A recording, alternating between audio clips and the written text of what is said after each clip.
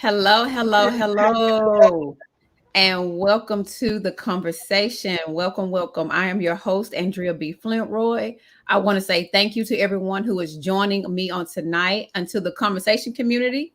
Hello, guys. How are y'all doing? If this is your first time tuning in with me, I want to say welcome. And if you are not a part of the conversation community, you can be a part of the community by joining by three ways: like us, share it, or make a comment.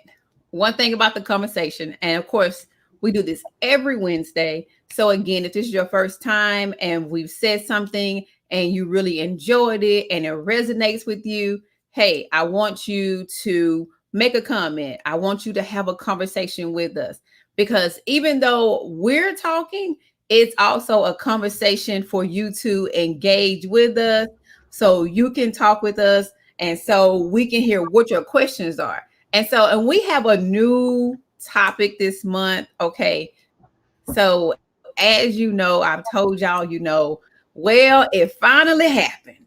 I got a call. I have been getting comments, people in the DMs, you know what they say. But they all have been saying that, we did something for the women. We talked about mental health in the community of our women, in the tribe of women. So now it was time for us to talk about mental health in the men community. How does mental health affect our males? And so, of course, this whole month, I will be bringing you guests who will talk about who are males, who can specifically talk about how they've dealt with mental health, how they maybe had some peers that dealt with mental health, and just some ways to overcome it. And also for us ladies who are spouses, friends, family members, how we can help our loved ones who are dealing with mental health and when they are in these spaces. So one thing that we can do, if nothing else, but definitely be a support, be a present help in the time of need. I know I sound like I'm at church, but hey, that's exactly what it is though. We really need to be a present help. I know, right? I sound like I'm at church. But we really do need to be a present help in the time of need. We need to be there support for them when they need us. Because one thing we know, and especially with the pandemic, everything that's going on in the world, mental health is very big right now. Mental health is very big, and it's not something that we should just shun. It's not something that you can just look over and go, oh, go sit down somewhere. You just got a headache, or maybe need to just go to sleep. No, it's more than just that. We need to pay attention. There are changes that have been going on within that person, within our family member. Pay attention to the changes. Recognize when they're isolating themselves, when they're not eating. Recognize when they're maybe eating too much, where they're sleeping too much, or maybe they're not sleeping at all. These are some of the things that we need to pay attention to because these are key signs that something is wrong and that they need our support. But hey, I just wanted to give a little background on what it is. And just a little bit too about what mental health is. Some people, we use mental health a lot. So I just want to give a few things of what mental health is. Mental health can be depression, anxiety, post-traumatic stress disorder. People can have PTSD. Someone can have OCD, someone who really just is obsessive compulsive, but these are the different things that make up the umbrella of mental health. And there's so many more things that is up under the mental health umbrella. But without further ado, if you are joining the conversation for the very first time, and you are not a part of the conversation community, hey, you can be a part of the community by three ways: like it, share it, make a comment. One thing about the conversation, this is not just a dialogue between me and my guest, Mr. Keith. It's also a conversation with us, with you. So what are your questions? What do you want to know? Now is the time. Let's chime in. Let's talk about it. Let's talk about what's going on. Also, while we get some information from our guest to see where he's from, what his background is in, let me know where you're chiming in from. Tell me, what is your location? Where are you from? I'm chiming in from Charlotte. Keith, where you're chiming in from, and tell us a little bit about you. I am chiming in from Frederica, Delaware, originally from Queens, New York. I am Okay. transplanted down here in the last 5 years. And so this is where I'm at and what I do. A little bit about me. I am a crisis specialist, author, and educator. I am the owner of Braven Consultants as well as Braven Publishing. So I own a small consulting company, as well as a small publishing company because I've written 5 books. And so I publish my own books as well as I consult and help authors publish their. I know Keith said that he was having some technical Can you hear me? difficulties. Yep, you're back. He's back. Okay, there we go. Yes, that's the beautiful thing of living in the country is beautiful, but it's also you don't have the infrastructure that you have in New York. So bear with me. It's also storming. So if I get cut off, I will go back to the cell phone if need be. But yeah, I consult authors with their works as well as I do regular consulting. And as a crisis specialist, my specialty is dealing with people who are in a very bad place. I work mostly with women, but I do work with men and I do work with children. Now, my main focus currently is trying to build mental health ministries. So when you mentioned about going to church, oh yeah, one thing is to try to get churches to set up mental health ministries because there are people sitting in church hurting and don't have any idea how to deal with it. And I call it the Miss Seeley factor. If you remember in the Color Purple, when Suge Avery was having her moment with her father, you had the church folks in the church, you had the juke joints, so the sinners was in the church. Everybody was having a great time except for Miss Seeley. She's just clapping and she's hurt. And the reason why she's hurt is she's been sexually abused. She's been assaulted and she's basically had her children taken from her. So she is empty. And none of that was dealt with at that moment. It isn't until the end when the abuser actually makes it right to get her sister back in her life. Well, how many Miss Seeleys are sitting in church right now that church leadership should be dealing with? And my job is to help the church create that and also pay for it. So that is pay part of it if need be, or all of it if a person needs it.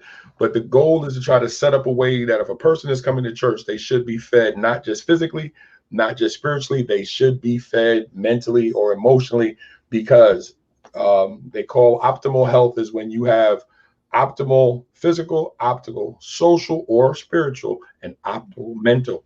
But unfortunately, many of us don't address the mental, and that's why we have some of the issues that we have. So what do you mean when you say that we don't address those issues? Like, what are some, can you give us some examples or maybe some experiences that you've seen on top of the Seeley example? Right. Well, you mentioned some of the actual disorders, but actually, especially in the African and Caribbean community and Latinx community, we look at poor mental health as just something to get over, which you mentioned.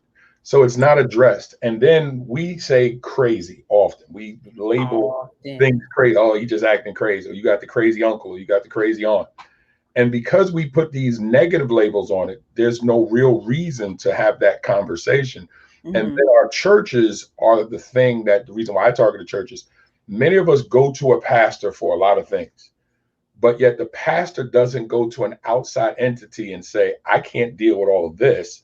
I need to bring in somebody who can, because when you have emotional issues, you don't want to share that with your pastor if it's something sexual. You don't want to share it with your pastor if it's something that you believe is out of control. So who do you talk to? Most time we talk to our friends. Well, I used to say this in the classroom. You can't turn to somebody who's as dumb as you and think that you're going to get the answer, because that's the reason why you're here, for me to teach you. But unfortunately, as adults, we do that. We turn to our friend and go, girl, what should I do? My dude, what should I do? They don't know. And because we don't open up the door to conversations, there's no addressing of the mental issues that we deal with. And it's a plethora of things. We now realize that children in urban environments suffer PTSD just living in those environments. Well, how do we address that? You mentioned going into the schools. I spent 22 years in the New York City school system. Okay, in the New York City school system, you have kids seeing death on a regular basis. I dealt with 7 deaths in the 8 deaths in my first 7 years of teaching. So going to a funeral and a mother saying, I can't really worry about the kid who's dead because I got the other 6 to deal with. That's drama. That's trauma. How does she deal with that trauma? How do the children deal with that trauma? And then 2 years after that, that young man who I worked with had been murdered. In my classroom, I had a little mural on my wall for him. His sister is sitting at a desk with her brother's picture on my wall, the first thing I thought about was, do you want me to take that down? She said, Mm. no, it's okay, Mr. B, because I remember when you used to come by the house to try to help my brother. And then the thing becomes, if none of that is addressed, what happens when that young lady grows up?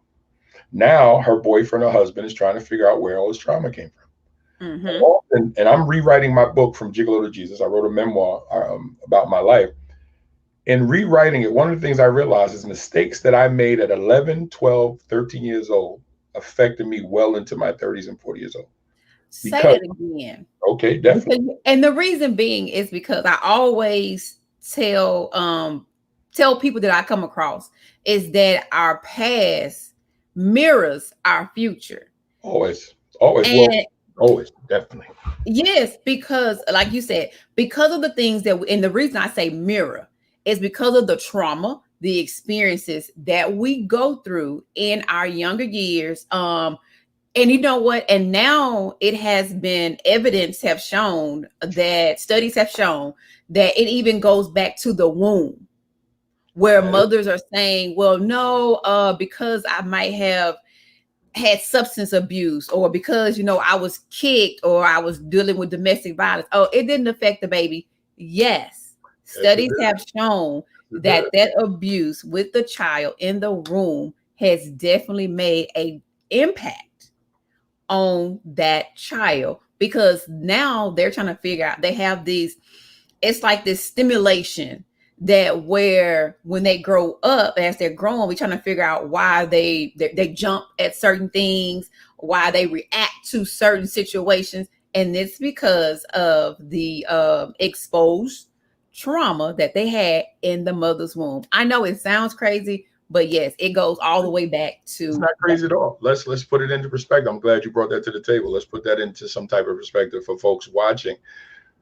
We were told a long time ago, listen to certain musics because it's soothing to the baby, soothing to the mother. That we were is told true. a long time ago that when the mother is speaking to the child can receive that. We were told a long time ago when the father speaks to the womb or to the belly, the child receives that. So if that's one side of the coin, let's turn that over. On the other side of the coin, if the mother is startled, that adrenaline rush of her getting nervous, where does that adrenaline go? To the child. We were told that a mother's diet affects the child because certain foods, the carcinogens inside the body, go into the child now risks certain ailments. Same thing with medications. Well, if the emotional state of the mother is in question, why wouldn't the emotional state of the child not be in question? It doesn't make sense, especially if after the child is born, we know that nursing is a bonding tool that allows the mother to heal. It actually pulls the uterus back into position and allows the child to heal, or child to grow, and it connects that bond. So if anything that is introduced that creates a problem through the mind is going to create a problem for the child. And what I was mentioning earlier is that when I look at the things that I did at 11, 12, and 13 years old, because my mother and grandmother had suffered through their own traumas, a lot of what they allowed me to do was because they were like, he's a boy being a boy. No, I was a boy out of control. And because you didn't rope me in, I now was even more out of control. So the things that I did not only possibly harmed other little girls, it put me in a position where my behaviors only caused me to harm myself and other people as I went along. So now those became part of my makeup and part of the way that I live my life. So the hypersexuality was ridiculous also because I was abused when I was 6 or 7, didn't know to tell anybody. So a part of me is out fighting to, well, am I gay? No, I'm not gay. I was molested. But when you don't know or have the outlets to have those conversations, well, then the hypersexuality, the hyperaggression, the defiance, all of the things that we see in children. But because we don't have enough people who walk into a classroom or walk into a community and say, there's problems here that are surrounding these kids in this environment, and the adults, the parents as well, well, then there's no way to heal. And so over time, what do? We lay layers on top of pain. And then we laugh at our pain. We self-medicate. We are ultra aggressive. And I don't care what urban environment that you live in, whether it's Chicago, whether it's New York, I don't care where it is.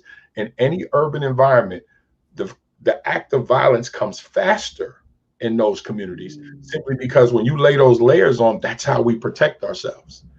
And no one addresses that. And often by the time it is addressed, It is an issue. I've created 2 mentor programs when I was in New York, and I'm actually now working on my second one here in Delaware. I was working at the prison last year, and this year I start at a local school in October. And one of the things that I work with the young men on is dealing with the social emotional piece. Often is not discussed in anything that they do or in their homes.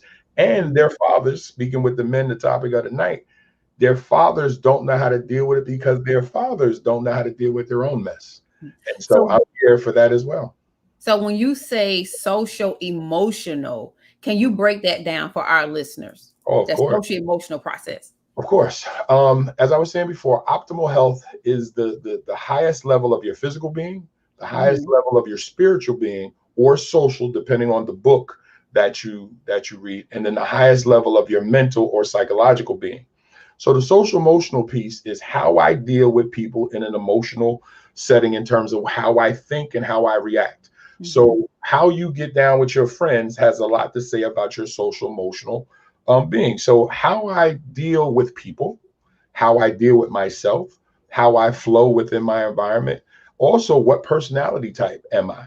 See, often teachers make the mistake of trying to push every kid into a certain framework. You're going to sit and watch me. Well, the lecture way doesn't work because it doesn't address the kid who needs the touch. It doesn't address the kid who's the thinker. The kid who will just sit there and do whatever they told. Yeah, that works. And because we don't address the full person, well, then their social part isn't addressed. Their emotional part isn't addressed. So there's an ineptness there that is not handled, where we have to give kids an opportunity to be able to say, how do you feel when this is happening? When you're going to say hello to a young lady to maybe ask her on a date, what does that make you feel? And what do you do based on those feelings? When you're dealing with grown men or grown women, when a man says he likes you or would like to date you, how do you react to that and why? And that may be connected back to things that happened when you were younger. When he's aggressive with trying to get your attention, it may be because no one ever actually explained to him that's not what women like. But if his influences were negative, like mine were, where they're supporting that type of behavior, well, then you think that the only way to get close to a woman is to try to woo her with aggression. Look at what we say. Hey, sweetheart, how are you doing? Woman gives no attention. F you then, B. Well, where did that aggression come from? Just a minute it was, hey, sweetheart, how you're doing? And because you didn't get the response that you wanted, the psychological part of your brain said, well, then disrespect her. There's the so the social and emotional part is connected in how I act with people and then how I think and feel when I deal with them. And so why do you think that males go straight to the aggression? So I know we're talking about their past and their upbringing. So if we can to dig a little bit deeper into your past, and like you were saying, and like you were saying, like because of your past and not being roped back in of some of the disruptive behaviors that you were displaying as a child. And then, of course, it goes over into your adulthood. So if you can, like, just give us a little bit more about it. Version. All right. First of all, let me just say this. I lost my virginity when I was 13. When I was 12. I had my first child when I was 14. I didn't know. And so when you're out here and everything is hypersexual, you're only after one thing. And the communities that I came from in South Jamaica, Queens, and New York, that was just dominating women was something that was favorite. And even now you see it in the misogynistic culture that we live in, where a man can be a whore, but a woman can't. And it's actually fostered and promoted. So my behaviors was such that I saw women as conquest, and sex was the thing that I praised because it was something that I got good at, because you get good at anything that you practice enough of. Also, everything around me was funneled towards the physical. Everything around me was funneled towards a male getting as much as he can get, and then you get rewarded by adulation from the people around you. Think about it. The man who has the most women always gets the most attention. The man who walks in a room, who's clearly a ladies' man, clearly a player, gets a lot of attention. That attention is like a drug. We see it on social media. So for me, for 37 years, I was that way because It's what I had gotten good at. It's what I was. And you get better at it. And also now that women got to take some of the heat too.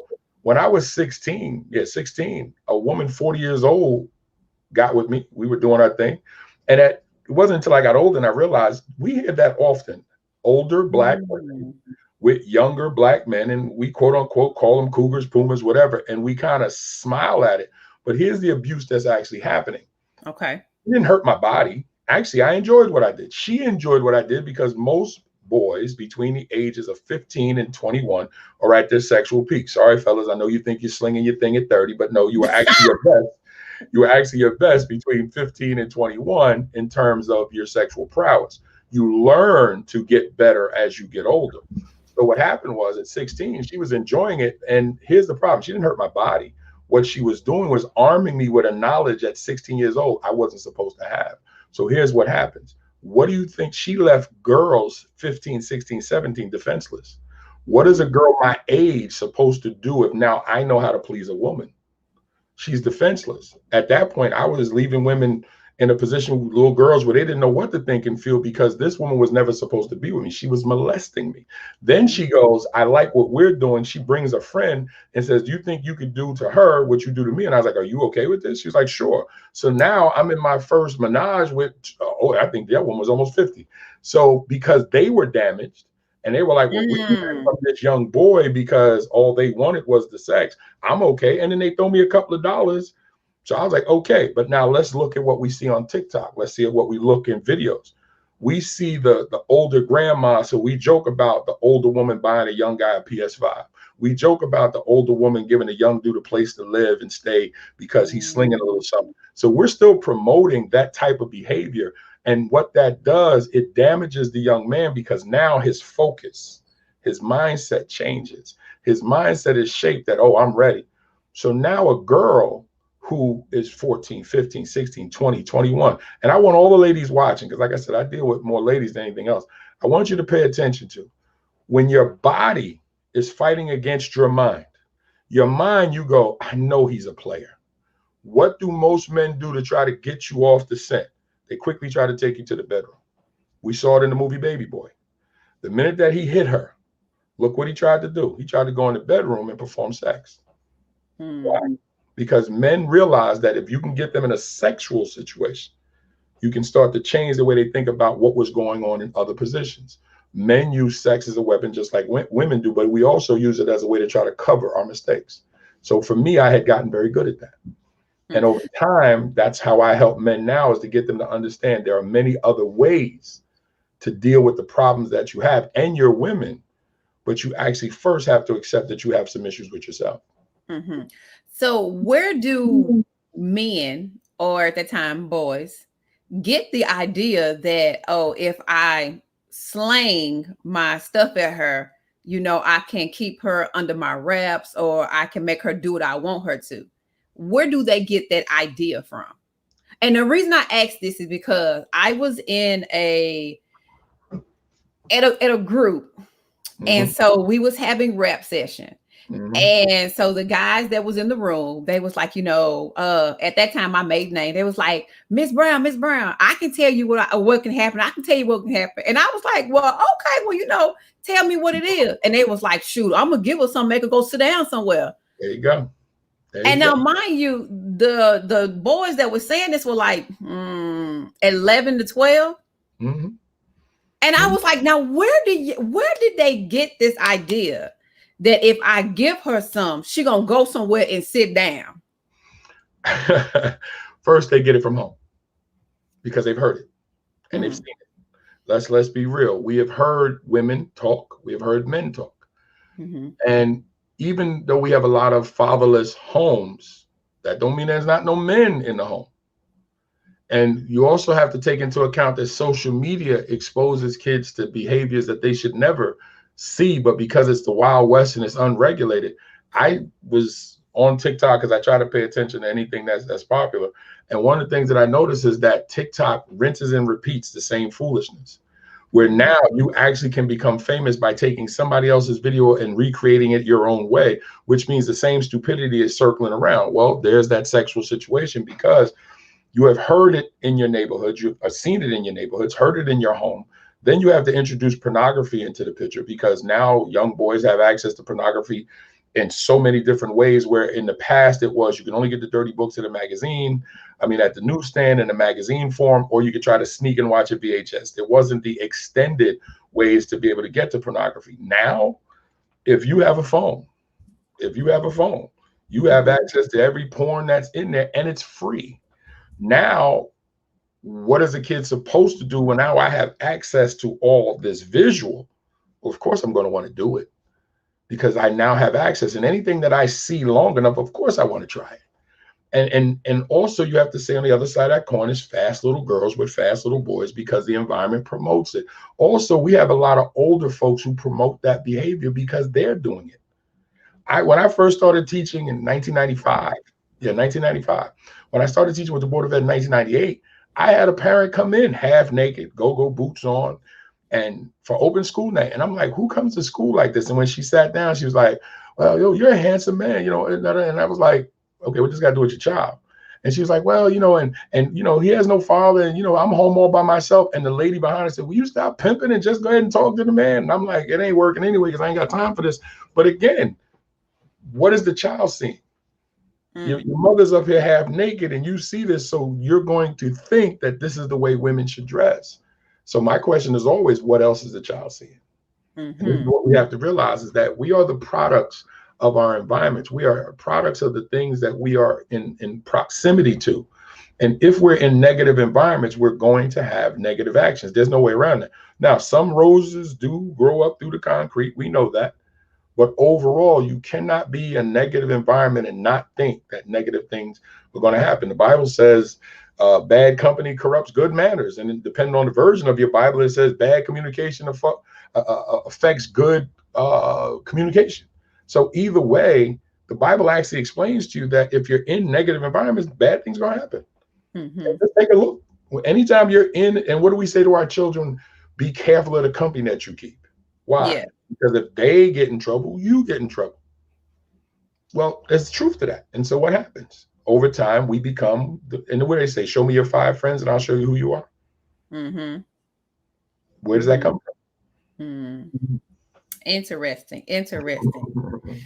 So let's back it up. So let's go back. So we're talking about the mental health aspect. And so let's talk about the mental aspect of our young boys who are seeing this. How does this affect their, well, we know how it affects their adulthood, but being that young, how does it affect their mental health when they go through a situation like this, when they go through abuse, when they go through molestation, when they go through these traumatic experiences? How are they dealing with this mentally, and how is their mental health affected? Well, they're not dealing with it, so they suppress it. And the reason why they're not dealing with it is because we have a problem with homosexuality in the Black community, in the African American and Caribbean and African community. So a young man fighting with the idea that something happened to him that was homosexual, how does he then broach that to people who probably may not have dealt with homosexuality to begin with? So they start looking at him and going, what did you do? But you're the person that was molested. Yes. So then who are you supposed to turn to have that conversation and not feel you're going to be victimized again? So for me, there was no one to turn to, so I suppressed it, and it turned into hypersexual activity, because you then have this, I have to prove I'm not gay. So I'm going to go out here and try to bed down as many women because you're trying to make sense of what happened to you. And when you dig in deep enough, you then start to find communities or people who are willing to embrace that type of behavior, or friends. So obviously you believe it's working. So with a lot of young men, and when I was teaching, the reason why, and as a mentor, what I do is make it clear. I don't care what you bring me, we can talk, and I will not judge you, because you have to be able to lay the door open so a person can come and feel that they can sit down. Even now, there are adults that I talk to that when I speak to them, they literally look around when it's only them in the room. They literally, and I go, "You okay?" And they go, "No, I'm good. I'm good." They don't see the body language I do. Or I see that I may say, "So tell me a little bit about your childhood." And I see the change in the demeanor. I see the change in the body language. And my job is to read body language because I need to see if all of a sudden there was a change. And often because undealt with trauma turns into very negative behaviors. And for our young boys, when you have no outlet, think about it. We tell boys not to cry. You're right. We do. We tell other adults, don't pick him up. Let him get himself up. Well, what you're actually teaching him is he don't need anybody when he's in pain. So are you shocked that later on when you go, "Baby, how come you don't talk?" "I'm good. Just leave me alone. I'm good. I'll work it out." Because that's what he was taught. And that's where the mothers and the aunties come in. Stop saying that he's soft if he's emotional. Jesus wept. Jesus cried. I get at him. What? Jesus cried. And grown men are supposed to cry. Now, you supposed to be walking around weeping all day? No, nobody is. But a real man is okay with his emotions. A real man is not driven by his emotions. But if we don't actually show that in what we have the conversation with them and be the model so they can see it. So here's the question, Mr. B, you cry? Yes, all the time. Sometimes more than I should. I cry in commercials. Mr. B, you cry? Listen, I saw a commercial with a dog out there in the rain. I don't know why I was all emotional. I cry when I watch videos of somebody who overcame the situation of somebody dying. I cried at Color Purple. I still cry when I watch Color Purple and I've seen it like 25 times. Because when something is emotional, it's okay to be emotional. It's okay. And the funny thing is, y'all act like y'all want the super hard rock man. Y'all get a kick out of seeing him emotional because you go, "You over there crying?" No, I'm good. I'm good. Because that lets you know he's human. That lets you know he's emotional. And when we are hurting, you don't have a problem watching us cry because then you're at your best when you comfort us. See, one of the reasons why when God created men and women, and we get this all screwed up. Yeah, we're supposed to hold the home down. Yeah, we're supposed to protect everything. But what makes the woman fantastic is that when a man is emotional, when he's confused, when he's hurting, that hug or that kiss on the forehead, that you got this, baby. Don't worry about it. Sometimes is all a man needs. And if his mother did it right and let him know that it's okay to hurt, but you get up and you figure it out, then what happens is he embraces his hurt and then uses it as motivation. So when he chooses a woman, like he's going to choose some of the qualities that he sees in his mother, he's going to choose a woman who has some of that same strength. And then when she does some of those same things, "Baby, don't worry about the business. All right, don't worry about it. Okay, whatever. We got this." All of a sudden, he now finds that same motivation that he had when he was younger. But instead, because many of our young men are damaged, they're looking for replacements to their mother. So now they're not acting like a man to their woman. They're acting like a child. And so a woman gets fed up. "I don't need no little boy." You hear it talked about all the time. Yes, that's true. It's a mutual connection. We can't have our men abused and don't think our women aren't suffering from it. We can't have our women abused and don't think our men aren't suffering from it. But we have to address it with young boys by simply saying it's okay to be human.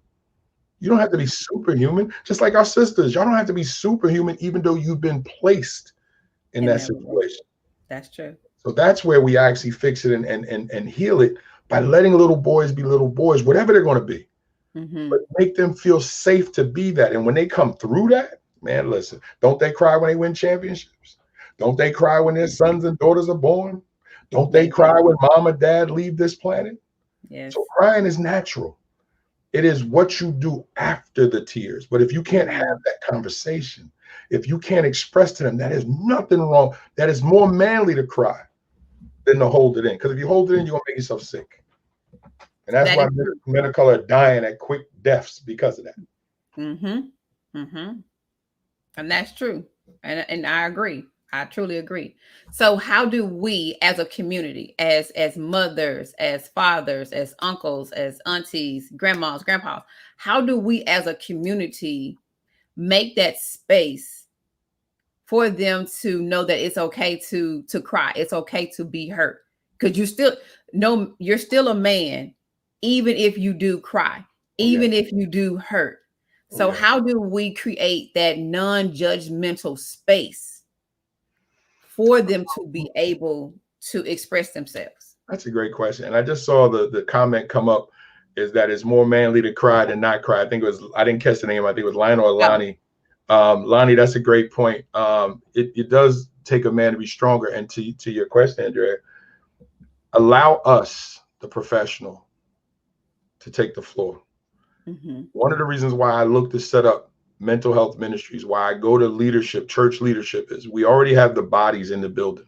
We already have a connection to the people. Let me get to the mic. Let me work with those who are hurting. This is how we fix it. We start trusting our in-house professionals. You have alphabet behind your name. I have alphabet behind my name that we earned. We earned because we said we wanted to go out and learn how to be better at what we do. My master's degrees, I have 2, don't make me better than someone. It makes me more learned than somebody. So I'd always get upset when people go, you think you're better than me because you got a master's degree. No, I'm smarter in certain areas. I'm not better than you. I'm just smarter in certain areas because I actually took time out to study it. Now, that doesn't mean that you can't offset that with actual hands-on experience. And if you do, I'm going to respect that too. But to answer your question, what has to happen is we need those in position of leadership to step out of the way and let those who do this for a living step in and start the healing. I go with churches because the pastor has a tremendous amount of power over he influences a lot of people. He has a tremendous amount of power over the behaviors of people in his church. So I put it this way. I look at the pastors of churches, male or female, as the general practitioner in people's life. But when your general practitioner realizes that your heart or your head or your arms or your knees has a serious issue that they cannot deal with, they refer you out. When you go to the specialist, me, crisis specialist, I deal with the crisis. That person doesn't stop being your doctor. I am just the person driving the car at this moment. Once I am done, or once I've gotten you to a point where you need to be, you simply go back to your general practitioner and you're like, I'm good, or we work together. You still see your regular doctor when you're seeing your heart doctor. You still see your regular doctor when you're seeing your foot doctor. It's just you're going to a specialist for a specialist reason. I am a mental health specialist. So by coming to see me, you're not stopping going to your church. You're not stopping digging and loving your pastor. What we're working on is a particular area, the brain, that is in need of service. And if pastors can get on board with that, not only do they open up the door to sound healing, you actually open the door to spiritual awakening, because a person with a clear mind can now worship with a clear heart. But we don't do that. I like how you made that analogy. I really do. I really like that. I really like that. And I'm gonna let you know. I'm gonna pick that one up. Put my name to it though. Oh, okay. Maybe like the first 2 or 3 times, but after that, you gonna jack me? Lord, I'm gonna jack you a couple times, and then I just look. I got this from a fellow clinician. Just send them to my website. I'm just gonna let you know. I really do. You telling me you're gonna rob me? That's cool. If you're telling me you're gonna rob me, I got my hands up. Okay. But and just like my mom just said, that was some good stuff. Like, that's really good, because that does make sense. And I think a lot of times some people feel as though that if the pastor can't help me, then it's almost like I can't go anywhere else. Or the pastor might feel like, oh, well, I don't want my people going somewhere else. But like you said, it's a collective effort. It's a effort to work together. Yes, I have dealt with that, and I deal with it this way. First of all, I am a man of God. I understand the word. So what I get with pastors at is, in Ephesians, I think it's Ephesians 4:13, there's fivefold ministry. Teaching is one of them. So you can't exclude me. I'm a real educator, not just in degrees that I spent that time in the classroom learning my craft, and I'm very good at it. Actually, my first master's degree is in education. My second master's degree is in human service counseling, specializing in Christian ministry. But okay. But in the Bible that actually talks about the fivefold ministry. Pastors one, teachers another. The second thing is I explain to pastors, I'm not here to fleece the flock. I'm here to cut the hair out of their eyes and the hair out of their ears so they can see and they can hear. Not everything was designed for the pastor to deal with because he's not equipped or she's not equipped. It doesn't mean that you run your church any less. You bring people in to clean the floors. You bring people in to do the masonry work if you need it. You bring people in to fix the roof, and you bring people in to fix the things that are wrong. Well, if your flock has problems, you are hurting your flock. If there's a way to fix them and you don't bring them to the table, that's not a Christian. That's not a Muslim. That's not a Sikh. That's not a Hindu. Because if you prevent the healing, then you are the problem. Mm. And I have no problem sitting across from any religious person to explain that to them, because we have learned from day one, if you're not part of the problem, if you're not part of the solution, you're part of the problem. So as a man of God, and because I work in the Christian faith, because I am a Christian, if you're going to stand in front of my godly talents and tell me no, then you're telling God no, because God gave me these talents. Mm-hmm. So if your people need help and you're preventing it and something happens to them, that blood is on you. And we need to have these conversations, because it makes no sense that we go to a building every Sunday and get no help. That's true. So that's true. That's true. That's true. And I do agree with that. And I like the other analogy too. The cutting of the hair and the cutting. Put my name to it, please. Okay, you can have that one. Now, I will give you that one. Oh, Lord. Give me my own back? Okay. No, but you know what? But you're so right though, that people come in for particular jobs, and like you said, God gave you those talents and those gifts. So why reject you of the talents and the gifts that God gave you? There you go. And like you said too, the pastor wasn't meant to do all the work. Never was. There's no scripture that supports that. And actually, Romans, it says that everybody, the eyes can't be the nose and the nose can't be the mouth. And God gives everyone unique talents that are theirs. So it was never designed to go through any one person. Leadership is leadership, but a leader is only as great as the people who follow them. Mm-hmm. An organization, a group, whatever it is as strong as the leadership, because the leadership gives them the mission and gives them the vision. So it is a symbiotic relationship at best. It's like in a classroom. What made me a great teacher, yeah, I'm vain enough to say it because I was. What made me a great teacher was not just what I did. It is the reaction to the children to what I did, because they bought in, because they enjoyed it, which means they were the real reason why I became great. It wasn't just me. It was them receiving it and then giving back, not just enough, but more, because they felt that that's what they wanted to do. And I say all this all the time. I never taught anybody anything. I offered. The kid, the child, the adult had to accept the offer. And then if they did, that's what gave me highlight, because all I can, like right now, we're offering anybody watching us what we're saying. If they take something from it, that's on them, because they accepted it. My job is the offer. If I make the offer, God makes the offer. But what do we all have? Free will. Yes. That's true. That's true. That's true. So again, I just want to say this for anybody who is watching, like, because this is an awesome conversation. I'm loving the discussion. But again, if it's someone who is joining us on tonight, if you have any questions, ask your questions in the comments, because again, even though me and Keith are conversing, it's also a conversation for you, because, and like he just said, I'm going to take that one too.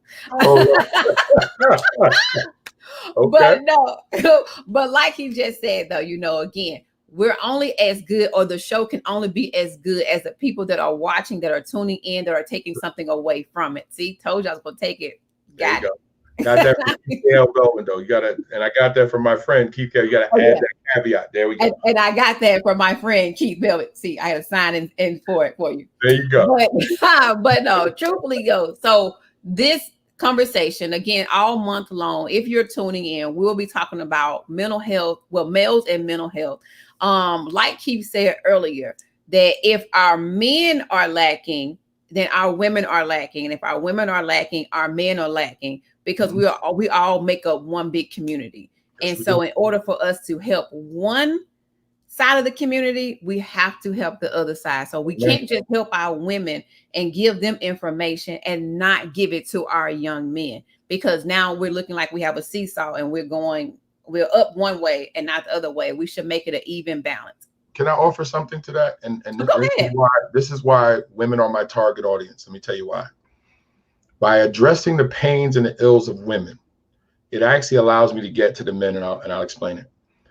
A man will listen to his lady. You need to go get some help. He won't listen to his boys. Yo, bro, you need, yeah, I'm gonna maybe listen to his mom. But if I help the women, they go back and say, you need to go talk to that man. He get it. Even though they may not want to, they'll come and it'll be, yo, my wife said I should talk to you. All right, let's talk. Why you sent you here? What's wrong? I don't care how they get to me. I just want them to come. So by working with the women, I am actually working behind the scenes to get the men to come.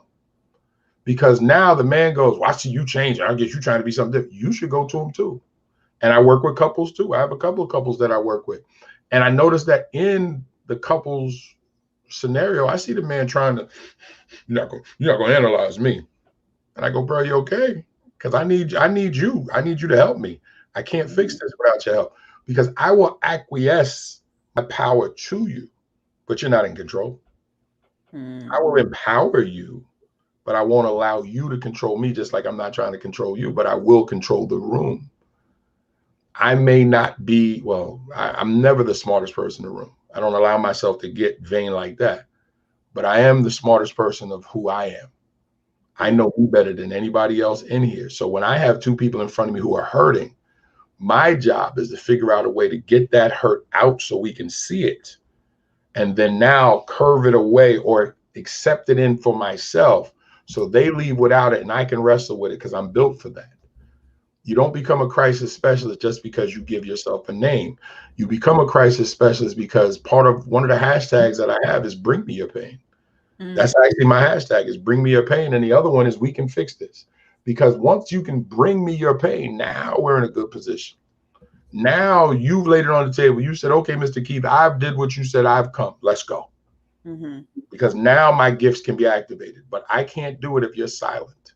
And by working with women, that's how the men come. And here's the thing, if I can get the men past the fear, because men fear therapy. Let me tell you why. Men fear being vulnerable. Men fear when you start to peel back the onion that you're going to find out they were abused. They fear that when you peel back that onion, they're going to realize that they've had daddy issues because they've always wanted a hug from dad and never got it. So when they watch that episode of Will Smith saying, why my father don't want me, they're secretly crying because that scene touches them, because we've all experienced somebody who has come into our lives and left without no real answer. And so when we go through these things, when you get through that, if I can get him past that fear, so about the 4th, 5th, 6th session, if I can get them past the fear that they have of uncovering something about themselves and they really want to truly work on it, now they get to the road to recovery. They can actually see it. But it's the suffering in silence for me. It's get to me. And every day when I do my show in the morning, I do a show every Monday morning, Monday through Friday, 9:30 to 10. One of the things that I explain is I need you to tag 2 or 3 people that I'm on, because I may not be able to get to the people in your circle, Andrea, but you can say you should check this guy out. So if I don't put myself out there and tell you what maybe you could do, you then can't tell your people what's happening, which then means they don't get to me. So I have to be very critical and very focused in what I do. I also have to trust that the Lord will take my voice and do whatever he's going to do with it. There's some people tonight that I may have never met without you that now may reach out to me months from now. But whatever it is, it's out there in the atmosphere. And that's what we have to do. That's true. That's true. And I like that. I'm not going to take it. No. It's okay. Listen, just have my name. Quote. You couldn't get out of college without quoting your sources. I mean, don't admit you was doing something fraudulent in college. No, so look on her face though, right? A couple of them papers got greased. Hey, I got my letters behind my name. I got out, right? Yo, they didn't catch me. Yo. No. Exactly. Let's clean that up. I did do my citation. I Yes. did do my Let's clean citation. that up. For We don't want anyone, yeah. yeah, anyone who's watching in the conversation community, I did cite my papers. I paraphrased, Come on so now. that way it was mine. Come on now. I love it. I love But it. I Yeah, we did don't my want them leaving with citation. that. We don't want them leaving with that. We don't want them thinking any negatives. Yeah, I did my citations. There we go. That's what I'm talking about. But no, but seriously, I do want to say, thank you for coming on tonight, speaking to the conversation community, because again, mental health is something that is very big in our community. And like you started off saying, is we like to tag it, especially in the Black community or in our minority communities. We like to tag it is they're crazy. Oh, they're just crazy. They'll be all right. Yeah. Oh, pray about it. Just pray it off. It'll be all right. There it is. He's like, you was waiting on that one, huh? There it is. Oh, you hear it all the time. Just pray. Yeah, just go pray about it. Or they be like, it's just so much. Or they ignore it. Or they just act like it didn't happen. They just ignore it and say nothing and hope that it goes away. And then what happens is the person realizes that everybody is acting like they don't see what's wrong. And that's how they cover it up. That's why if you watch on TikTok or Instagram or anywhere where you see live videos, if you really pay close attention, you can see some of the pain, much of the pain in people attempting to get laughs, attempting to get likes. And every now and then, I think there's one video I see that's rinsed and repeated often. Show us a time when everybody thought you were happy, but you weren't. And all these people go back and they show videos of times where they're smiling, but you're acknowledging there were times that you were lying about your pain. Even though that may be cute in terms of, oh, look how you are now. My question is, was that ever dealt with? Are you still that person on the inside? Because all that comment says was, show us a time when everybody thought you were okay. It never said, show us that you're okay now. Show us that you're better. And there's a lot of hurt people out there who don't say anything because they don't think they can get help. And that's true. And that's definitely true. And that's another reason why the conversation was created, was so people could have that outlet, or just to have that awareness, to gain that insight that you can go ask for help, that it's okay to get that help. And at the same time, it's okay not to be okay and get the help that you need. It's nothing wrong with getting help. There's nothing wrong with having a therapist. You're not thinking or feeling as though, let me just say this, you are taking priority of your mental health, and you are taking priority over your situation because you want to grow better as a person, because you know that if I'm not good, then my community is not good. And I tell mothers all the time, if you're not good as a mother, if you're not good as a person, you can't be a good mother. You can't be a good spouse. You can't be a good friend. You can't be a good sister, because you're not good. And so you're sitting here trying to feed somebody from an empty cup that you have, and now you're being drained. You really can't help them or give them anything because you don't have anything to give, because you have hurt, past trauma, and things that you have not dealt with. But it's okay, as I go back to say, it is okay not to be okay, and get a therapist and seek the help that you need. Amen.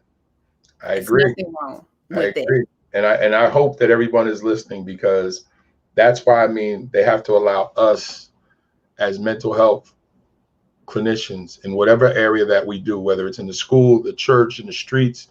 I am, I want to say, a street prophet, because I work these streets, and I'm okay with the people that come to me who have been connected to these streets, whether it's pornography, prostitution, whatever. The reason why is because often we discard those that we don't like. We close ourselves off from those that we're scared of. We close ourselves off from people that we're disgusted by. But they're still human. They still need help. And some of the greatest producers of some of the greatest things have come from walks of life that you would have never thought. And I always remind people of this. Jesus' great grandmother, Rahab, was a prostitute. Did she know at the time that she was prostituting that she was going to be part of the bloodline of Jesus Christ? So before we start judging, there's a reason why Matthew starts off with everybody that Jesus is connected to. And when you look at that list, there's a lot of hookers, hoes, thieves, and everything else there, because there's a reason why God puts it out there. Yes. I am the person that holds a flashlight out and goes and get those people. So yeah, you might see me walking into a strip club. I knew he was nasty. Think that. You don't know that it was a woman in the strip club who called me and said, Mr. B, can you come and get me? When you see me on a block where prostitutes are, I knew he was nasty. He out here hoeing. It might have been a dude out here who did something he wasn't supposed to and was scared to go home. So I don't worry about what people judge. They're going to judge what they want. But what you'll never understand is that if we don't go to where they are, they'll never walk into the school or church when some of them are out on the street right now. Right now, there's a woman in a car who don't want to be there. Right now, there's a young man being forced to do something that he don't want to do.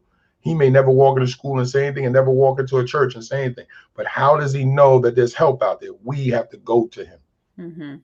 And if you're scared, then get out the way. You're in my way. You can't help me if you're scared. And that's true. That's true. And just to piggyback off that also, and I want to put out there too, for anyone that's watching, that your past does not dictate your future. Thank you. And like you was just talking about the genealogy line of Jesus, his past did not dictate his future, because yet and still, even though Rahab was a prostitute, Jesus still came through that bloodline. And who was Jesus? Who was our savior. He's our almighty. He's our provider. So yet he still came through that bloodline. So that lets us know also, on top of that, that our past does not dictate our future. Yes, today this might be where you are, but tomorrow you won't be there. And if you get the help that you need, to get that guidance, to get that support, because it's all about having that support to get you out, because you have to be willing and ready to come out. We can be there just to hold your hand, but like the saying go, you can lead a horse to water, but you can't make him drink. So all I can do is just guide you that way, but you have to do the work. Come on now. Come on. The work is all for you to do. That's it. 37 years I was a misogynistic whore. Got caught cheating 3 times before I got married. So you can judge who I used to be, or you can judge that the 21 years of my wife been together and now we have a child. So I had 1 child in the last 21 years, but I had 6. Let me give you a little bit about me. Okay. 6 children with 7 different women. That was nasty. So you can judge me any way you want. 1 child in the last 21 years. I've been, in my book, I talk about, I've been a part of 25 miscarriages or abortions. So why did God spare me? Why did God see fit to not destroy me for all the trash that I did? I don't know. What I do know is the first 37 years was for me.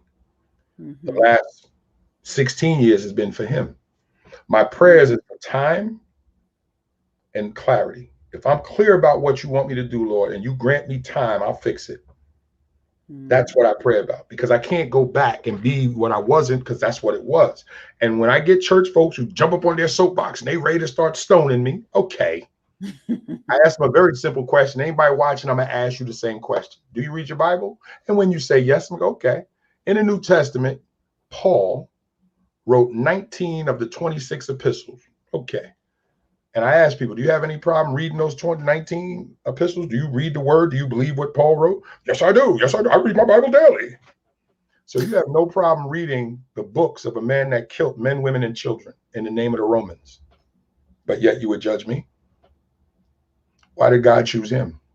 David was an adulterer. And to cover his adultery, he had the lady's husband murdered and 2 other men who had nothing to do with it.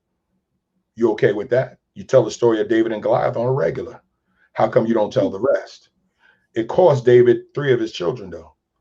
And his daughter was raped. So you took a woman, abused her.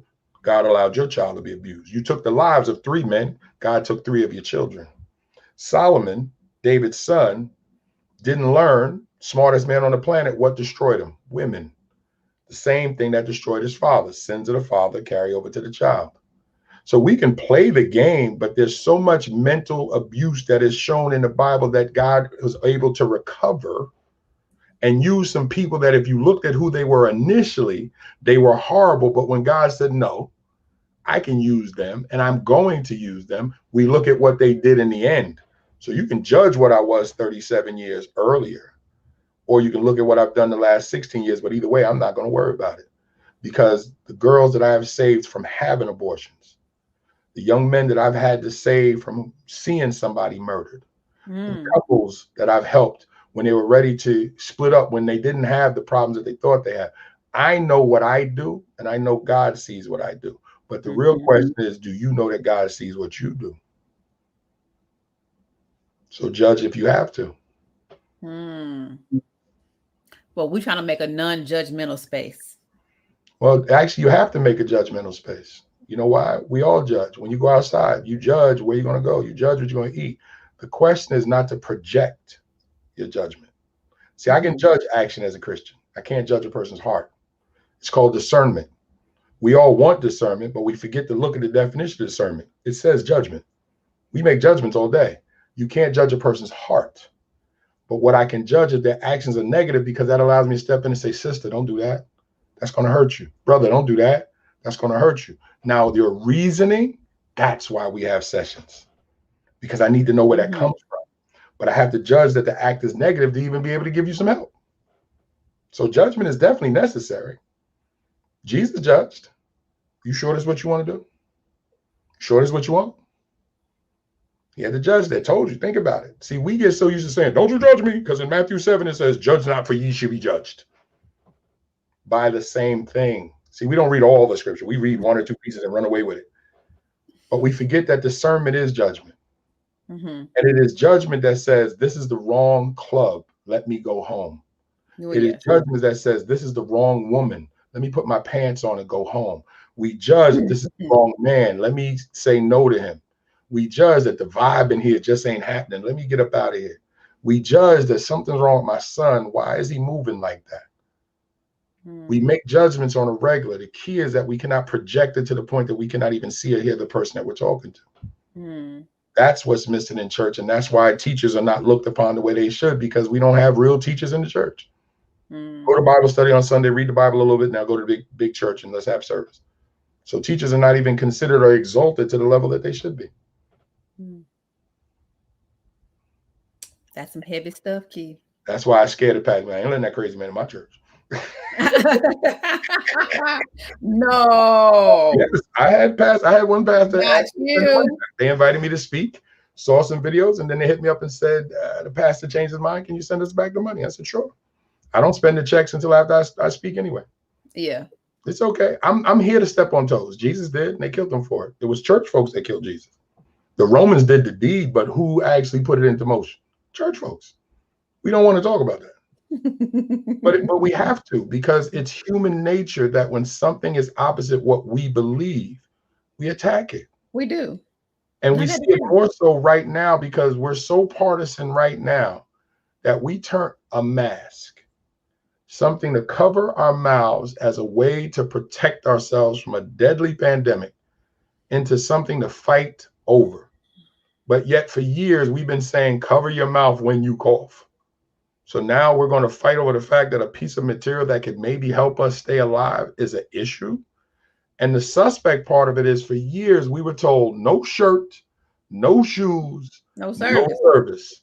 But now you're treading on my rights when you tell me to do what? No one went out and filed no protest or beat anybody up over no shirt, no shoes. You ran to your car, you got your shirt, you put your shoes on, you went into the store. Now we burning down whole stores because we told to put a piece of material over our face. There's something wrong with that emotionally. And that's the social emotional piece, because we've allowed our leadership, both sides, right, left, white, black, to convince us that certain behaviors are acceptable, and they're not. Yeah. But now when we get on a mask in this pandemic, now, that's a whole nother session right there. Listen, I say don't wear it. You don't want to wear it? Don't wear it. If I see it at the hospital, don't complain. Well, I don't, just like church. Listen, you ain't got to believe in God. I got atheist friends. I ain't gonna force you to believe in God. No, I bet not you out here trying to get no prayers if something happened. Now, who you calling out? He said he you're wrong didn't believe him before. for that. You're I wrong think for people just have to let people rock. If they let them rock, listen, you don't want to wear a mask, but understand that you're putting your life in danger. If you accept it, okay. that. You can't force somebody to do anything anyway. We need to stop fighting with some of these people and spend the time on the people who are sick. Yes, that's true. That's So, true. And what you saying that I want to go back for the conversation community. I just want to highlight some of the signs and the symptoms of someone who may be suffering with mental health or okay. just even having challenges with mental health. I don't Mhm. necessarily want to even call it a suffer because I feel like that's such a heavy word Okay. when we say suffering, but Yeah. I want to say someone that has challenges with mental health. Okay. And so again, what those signs look like, you might see someone who is sleeping a lot.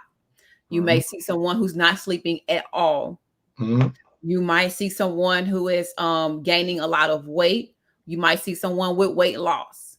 They Exactly. could be frequently crying a Mhm. lot.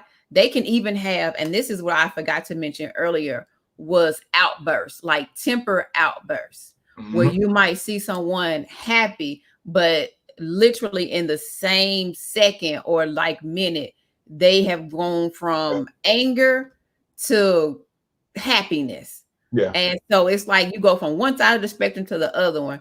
And Severe mood so swings. Yeah. I'm sorry. Severe mood swings. Yes, yes. Mhm. And so these are definitely signs, conversation community. These are signs that I want you guys to be aware of. And these might be some signs that you might see within yourself. Like you might go back tonight and process and think about these things and go, well, wait a minute, what am I showing? What signs do I have? Because you might notice that I'm very antsy, that I'm having anxiety, I'm excessively worrying, that I'm depressive, sad, or I might feel hopeless or worthless. Like I might feel like I'm not worthy of anything. Mhm. When you see these signs, or if you know that you have these signs, then I would encourage you to go and see a specialist. I would encourage you to reach out to someone who can support you and help you in the area in which they specialize in to get the help that you need. Because again, it's okay to not be okay and get Yeah. the help that you need. So true. It is nothing wrong with that. I'm gonna It jack is that. time, I'm gonna jack huh? that. I'm gonna jack that You line right okay? there. Okay. Get it, I'm get gonna it, jack get that it. line right there. Yeah. Look, I'm taking like 4 from you tonight, so you can get that one. Thank you. I appreciate you. That should cover my balance. No doubt. No doubt. But yes, just letting everyone know, like I said again, if you are tuning in on the replay, definitely hashtag replay. Let me know what your comments are. If you have any questions, hey, we always go back through the comments to answer the questions. But definitely, again, this is something that is very serious. I don't want you guys to join in and then just let this go in one ear, not the other one. This is Great. something that is very serious. Take the time out to process this, jot down some things that we might have said tonight, and maybe put it on a sticky note and go back to it, because you might see a family or family member or a friend who are displaying these signs, so you can get the proper help that they need. Again, there's nothing wrong with getting that support that you need. Again, Keith, Yes, my sister. thank you so much for coming on tonight. Like, you have definitely encouraged us. You have blessed us with your words. And even, what, and with your past, because you know what, I'm going to say a strong man. It takes a strong man. It takes a strong individual to be able to be transparent, to have a candid conversation and go, look, this is who I am. You see me as I am. I do the work so I can help someone else to guide them along their path, and they don't have to fall in the same places that I fell in. Can I add just one thing to that? It's God and Mm-hmm. my wife. God and my wife. If it Oh, wasn't for God, if it wasn't for my wife, I would not be here. I needed to find God first to be able to find balance. And then it was my wife being strong enough to not getting sucked into the black hole that was me. And her remaining that light allowed me to find my way back. And that's why I know the balance is necessary, because God didn't make us without the other. Yeah, he might have made man first, depending on if that's what you believe in. But he quickly said man should not be alone. He made the woman, and he made the woman the helpmate. He didn't make her helpless. He made her the helpmate. And in doing so, when you put two people together who are locked in emotionally, physically, and spiritually, you don't break that bond. And then when you give them a spiritual covering, the reason why that is so difficult to pierce is because it's covered on all three sides. So I am not who I am if I don't have my wife in my life, and then I'm connected to God. And if God didn't see fit in me to be able to give me the talents to be able to see that that was the woman for me, because I am happily divorced and happily remarried. I had to realize I had to mess up the first marriage to be a better husband in the second. So what I do now is try to prevent people from making a mistake that I made for 10 years, to try to offer that, because it's one thing to be healed, another thing to be silent, because your healing means nothing if you're quiet. So you're supposed to be out here speaking on it. And that's what I do. I'm transparent because I have to be, because somebody else has to know that it is because of the woman in their lives that they were able to be who they are. So I can be that because of who my wife has allowed me to be. And no, I'm not soft, because when I say allowed me, it is because she could have easily said the hell with you. She didn't, because she saw more in me, but I then had to refine me. She held my crown in my seat until I was able to put the crown back on and take my seat. Most men don't understand what that is. Say that again. Say that again, Keith. Say that again. And I'm not gonna take that one. I don't think you could. That's all me. But you can try. You can try to drag that one. It's not gonna have the same feel, but it's okay. See, that was a Barry White moment right there. That was. I'll tell you. Did that. You did that. My wife saved my crown and my seat. So when I was ready, I was able to put my crown back on and take my seat. So that is what actual love and marriage is. But if you have never seen it, you don't believe it's real. And the crazy part is that when you have seen it, you marvel at it. But the crazy part is it could actually be a part of your life, because God has allowed all of us to actually experience it. But because we don't have those conversations, we don't actually believe it to be true. But yet, when we see Ozzie Davis and Ruby Dee, we marvel at what they had over 58 years, I think it was, of marriage. When we see elders who have been together for such a long time, and they literally start to look like each other. And didn't God say when two become one? So we literally have seen it, but many of us are so hurt that we don't allow ourselves to believe that it's actually true. Well, that's why I'm transparent. I'm not perfect, but what I am, I'm the perfect Keith. And my wife is the perfect Tiffany. And together we make a pretty good couple. And by being transparent, we now let you go find you and the person that is there for you. And if you already have them, then do what you got to do. Yeah. But the question is, are you okay with you? That's why I do the counseling. That's why I help people unlock what's wrong with them.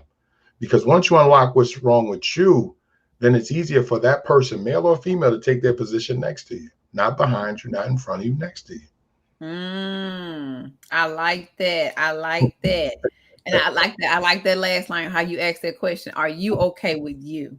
Yeah, that's it. And that's the truth. That is the truth. Are you okay with you? When you stand in front of the mirror and you look at yourself and you're not brushing your teeth, you're not washing your face. Great point. And I say that, and I use it a lot with my clients. I'm just let y'all get a little bit of my techniques that I use with them. But because when we are standing in front of the mirror and we're brushing our teeth, we're washing our face, or we're putting on, like the ladies, our earrings, our eyelashes, our makeup, we're rushing in the mirror and we're busy doing an action. But when you take that time to just stand in front of the mirror and just look at yourself face to face, then you can finally ask yourself the question, am I okay with the person that I see? And if you are not, that means there is a change that needs to take place. Amen. That means it's time for you to rediscover her, to recreate her, or to redefine her. But there is a place, there is something within her, in her identity, that you need to find again. That's just some of my techniques. Okay. Now y'all can pay me later. But I'll send the invoice. Yeah. That was free, by the way. You get that one for yes. free. The rest By the you way, got that one was free. If you want more, just hit me up in the DM. I will send y'all to the agency so you can fill out your referral form. yeah. And don't be scared. Don't be scared to pay for assistance. Don't be Mm. scared. We pay for so many things that don't help us. Yes, I'm a professional. Yes, I have alphabet behind my name, and I'm not laying that cost on you. But what you're paying me for is my knowledge. You're paying me for the techniques on how I use that knowledge. You're paying me because I have admitted to you that this is what I do for a living, and I am coming to the table as a professional. That doesn't always happen for free. Do I do free things? Yes, I do. I volunteer a lot. But overall, you pay for the things, and you pay for the things that you know you need. You don't go to the grocery store and say, I'm not going to pay. You actually try to figure out if you can pay. And you find enough to get the things that you need. Well, all I say to folks is look at the things that you have bought in the last year that you did not need. I guarantee you've had enough spent that you probably could have got 3 or 4 or 5 sessions. Also, never figure that you can't afford counseling. That is the reason why I am working with churches to offset the balance. And also I have other people who are willing to pay a portion of your amount. Yes, there are quiet folks who will say, Keith, if they need help, let me know. Now, they're not just going to give it to you. There's a way that I have to make sure that you're serious about it, because I'm not going to ask somebody to put that scholarship into motion and then you only come once or twice and then you disappear, because now you've wasted a valuable resource. But the reason why I set up mental health ministries in the churches, I actually get the churches to pay. I have 3 churches that I work with right now. One in Delaware, here in Delaware where I live, one in Maryland, and one in Alabama. And what they do is they pay a good, if not a major portion of the amount that I charge. Do I discount it to the church? Yes, I do. Why? Because the church is going to pick up what you can't. And the reason why I don't deal with a lot of insurance is because I don't want insurance telling me what I can and cannot talk about. So no, when you say, do you take insurance? No, I do not. Why not? Because I don't. I don't explain it. And the reason why I don't explain it is simply because you either can or you can't. You either want or you won't. And the reason why is because when I'm working with the churches, and I'll give you a quick example why. The insurance company may say, we noticed in your note that you referenced the Bible 2 or 3 or 4 times, and we don't really feel that that's necessary. Okay, thank you. Then I won't do business with you. I don't need you. And I don't need the insurance company. I know it makes it easier. That is why I go out and find ways for people to gain assistance for what I do, because why would I take a most powerful weapon like religion, not man, but the faith itself, and take it off the table when so many people need it as a part of their life? Why would I remove that? Because a company says the only way we're going to give you money is if you take it off the table. Okay, we'll keep your money. We'll figure it out. And so far it's been working, and simply it's what I do. Because we waste more money on things. I tell a person, how many pairs of shoes you got in your closet? What? How many pairs of shoes you got in your closet? Yeah, you see that face you looking? All right, take 4 of those pairs of shoes and say, if I hadn't bought these shoes, I probably could have got 6 sessions. You know how much work we could have did in 6 sessions for 4 less pairs of shoes? I know you sitting there going, oh my God, you better not come look at my closet. And those red bottoms that you spent $450, $850, $1250 for, that's about 6 months worth of sessions. So the question becomes, what is more valuable? The material that gains nothing once you put it on, or sitting and having someone in your life who's actually going to walk you through the things that are hurting you. Red bottoms can't figure out that you were abused at 15, and that's why you're abusing your husband at 33. Red bottoms can't say you wanted a hug from mom, but now that she's dead, you can't get that. So you won't hug your husband, or you won't hug your wife. Those Timberland boots that cost you, those Jordans that cost you $450 because you got them from flight school in New York City, $550. They can't hug you because you're missing your father, so you try to represent it in all this material that you buy. But yet all you really want is a hug from a man who says he loves you without actually abusing you. We have to have these conversations because unfortunately we waste more than we should, and we don't spend on the things that we should. So yes, what I charge is what I charge, but I bring it. Yeah. And I bring it to the table, and I bring so much that you're going. And actually, I'm not one of those counselors that when I get to the hour mark, oh, it's an hour, time to go. You may get an hour and 20 minutes. You may get an hour and a half. You know why? Because if I feel I'm where I need to be and I'm right there, I'm not going to stop. Yeah. Because the clock says, unless I have another call, of course, then I have to. But no, the idea is that you have to be what people need. Yes. And that's why I take my cues. And so I have to let folks know that, because sometimes you have to remind our people, yeah, I charge. But you don't go into McDonald's and refuse to pay the $5 for the Big Mac. You get the fries and the larger soda. And you don't even know what's in that Big Mac. But you buy it anyway. I ain't trying to hear it. That's that special sauce. Exactly. And you go back even more. Come on, please. But anyway, that's right. Red Bottoms can't help you. Thank you. Yeah, that's what I'm talking about. They really can't. So now I'm shame Red Bottoms. People gonna be on their closet. Why are you talking about my shoes like this? Oh my goodness. Oh my goodness. Oh my goodness. But again, if y'all, well, I know you have. I don't even want to say if. I know definitely if you have been blessed tonight, the words have definitely been encouraging. Again, get the support that you need, because the support is out there.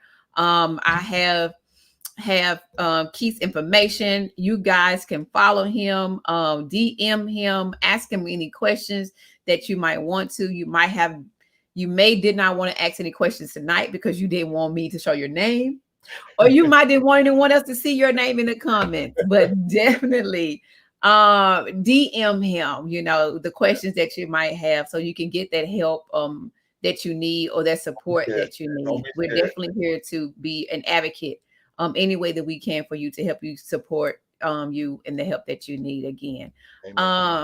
So again, next week we have another guest. This whole month we are talking about males and mental health, and just bringing that awareness to the communities, our women and our men, so that we can talk about the issue, this particular issue that so many people do not talk about, or that they want to deal with behind the scenes, behind the closed doors. But this is definitely something that we need to talk about open in the public, so other people can know that it is okay to get the help that you need. And again, Keith, is there anything that you wanted to say before we get ready and go? Yes, and I thank you so much for allowing me. First of all, let me just thank you publicly and say thank you for allowing me into your space, into your arena, into your circles. And it's, oh my God, and it has been something that has been a long time coming, and I appreciate you. And I want to say this to anybody watching, right? You don't know what I can bring to the table when you share with me what's wrong. So don't suffer in silence. Let's get on a call. Let's have a conversation. But I want you to do this. I want you to be a doorway. If right now you're not ready, I got you. I'm here. Hopefully God is not taking me anywhere no time soon. But be a doorway to somebody that you know is hurting. We know our circles. We know our people. We know when, and Andrea gave it very lovely when she said, these are the things that you look out for. But if you see a change in behavior and a person is being standoffish and they don't really want to share with you, be the doorway to them. Bring them to us. Bring them to me. I say bring me your pain, which just simply means bring me your problems. And my other hashtag is we can fix this. And I believe that. And the reason why is I cannot fix everything, but I'll at least be able to find you somebody who can. Because if I can't help you, I won't hurt you. If I can't help you, if your problem is above my pay grade, I will step out of the picture and say, listen, I can't deal with that, but let's find you somebody who can.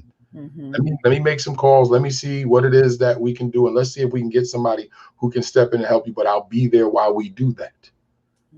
Right now, if you're watching and you're suffering in silence right now, don't be Miss Seeley. Now, Miss Seeley got lucky at the end of the movie and somebody stepped in. But if nobody comes because you didn't say anything, don't let that be the last thing that you hold on to as you go. When there was help out here.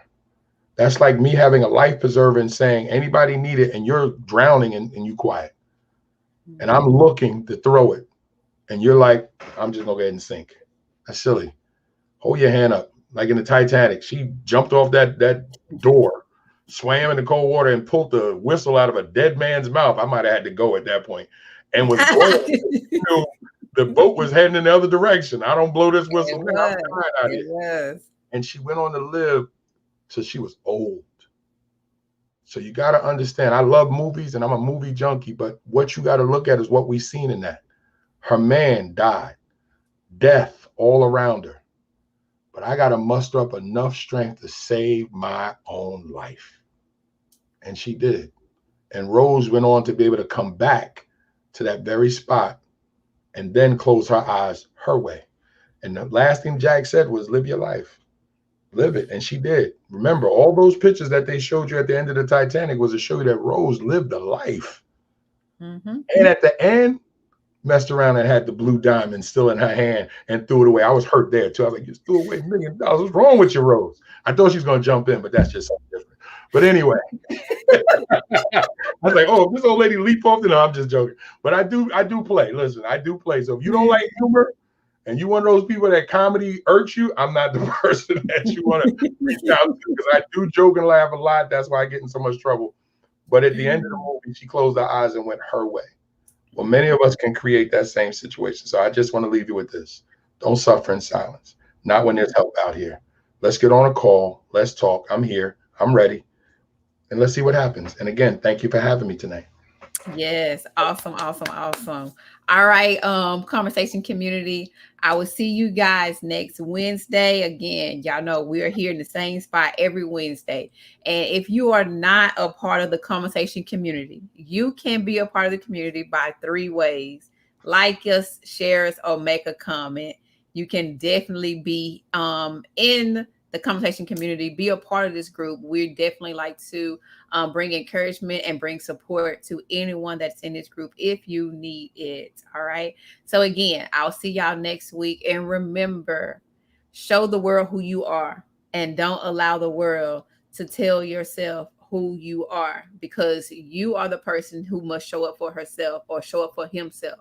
So again, show the world who you are and don't let the world tell you who you are. Again, until next time, y'all have a good one and peace out.